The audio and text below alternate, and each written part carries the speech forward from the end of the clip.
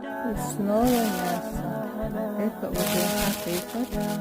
Это когда рождается ребенок, делается такая традиция. А вот эту красоту мне подарила наша соседка Анжела. Это был такой сюрприз. Особенно, когда не ждешь, и приходит человек, и покупает мне такой подарочек. Ну, как бы среди цветов поставить было некуда, я поставила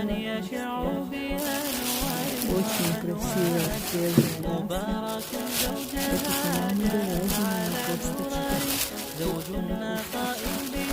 общем, завтра весь день с мамой будем заниматься мясом. Что на карте, что куда, что замораживать, что готовить. Будем посмотреть, как говорится. Все, пока-пока.